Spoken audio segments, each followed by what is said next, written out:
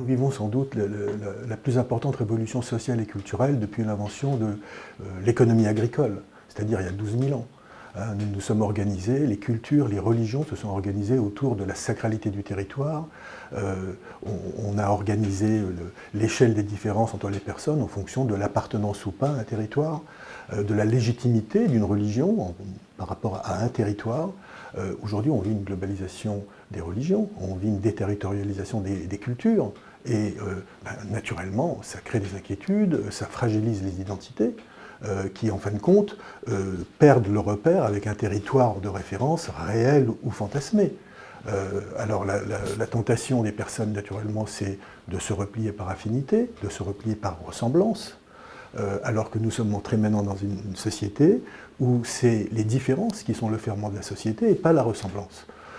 Donc aujourd'hui, dans l'entreprise, dans le monde du travail, eh bien, c'est le lieu ultime de rencontre de ces différences-là, et qui sont rassemblées autour, pour la première fois, autour d'un projet collectif. Donc c'est une immense opportunité pour la société, puisque nous réinventons en fin de compte l'altérité, mais d'un autre côté, c'est une immense responsabilité pour l'entreprise, parce que de la façon dont l'entreprise va le gérer, nous allons hériter d'une forme de société. Ce n'est pas la même chose partout. Cette approche-là, cette vision de la société n'est pas identique dans les théocraties, à l'évidence, mais n'est pas identique dans les démocraties anglo-saxonnes, aux États-Unis, au Canada, en Grande-Bretagne, ou si je devais caricaturer la différence avec le modèle français, ou la singularité du modèle français, c'est tout simplement que les anglo-saxons se centrent sur un principe de liberté, qui est au cœur de leur action, et nous nous centrons sur un principe d'égalité. Nous considérons que si nous sommes égaux, nous serons libres.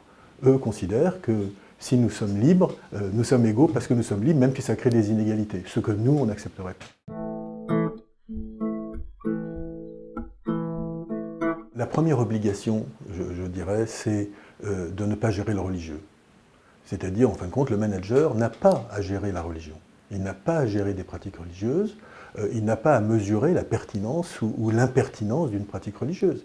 Je veux dire, les religions, ça fait des millénaires qu'elles se disputent sur les interprétations des pratiques religieuses. Donc on ne va pas s'engouffrer et créer une faiblesse dans l'organisation de l'entreprise. Donc on ne s'occupe pas du religieux en réalité, on s'occupe simplement des comportements. Et ces comportements sont-ils ou pas compatibles avec l'intérêt collectif? Sont-ils compatibles avec le fonctionnement des services? Sont-ils compatibles avec la cohésion sociale, avec l'égalité entre les personnes? Donc sur ces sujets-là, je dirais même l'image de l'entreprise. Aussi l'intérêt commercial. Il y a beaucoup d'aspects qui peuvent être pris en compte dans l'appréciation d'un comportement ou d'un autre, qui soit religieux ou pas religieux. Donc quand on gère pas le religieux. Maintenant, il y a aussi des comportements qui ne sont pas, je dirais, acceptables, qui sont en rupture sociétale. Ceux qui créent de la discrimination, ceux qui créent une discrimination homme-femme, par exemple, ceux qui refusent de travailler avec des non-coreligionnaires, ce qui existe souvent.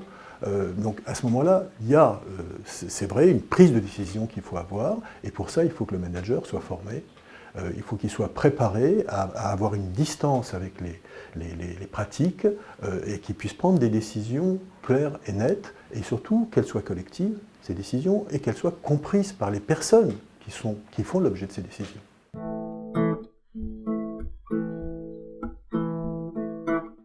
En fait, le principe de laïcité ne concerne pas l'entreprise de droit privé.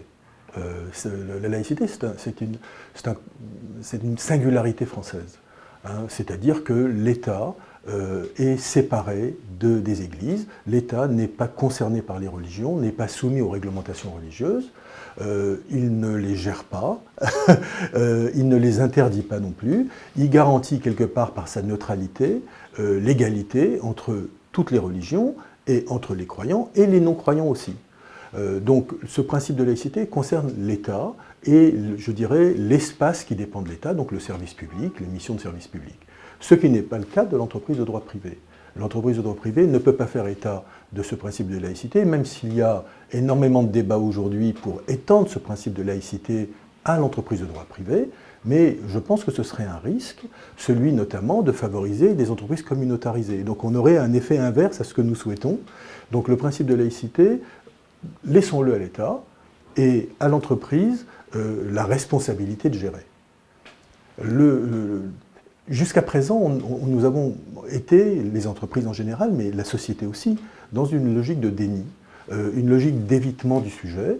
C'était un moyen d'éviter des poursuites en discrimination, par exemple. C'était aussi le moyen pour les managers de se défausser quelque part et de passer la responsabilité aux managers de proximité, ce qui crée des situations je dirais, d'accommodement qui n'étaient pas raisonnables du tout. Hein, et tout simplement, on s'est retrouvé avec la tolérance comme type de management, comme modèle de management, alors qu'en réalité, c'est la responsabilité de l'intérêt collectif et de la personne qui doit être notre vecteur de réflexion. Ce déni, il s'est arrêté, je pense, enfin il a commencé à diminuer, malheureusement pour les mauvaises raisons, et il a diminué parce qu'il y a eu des violences. Parce qu'il y a eu les attentats, et tout d'un coup, tout le monde s'est senti lié à ce sujet. Alors qu'en réalité, les violences n'ont rien à voir avec la diversité religieuse.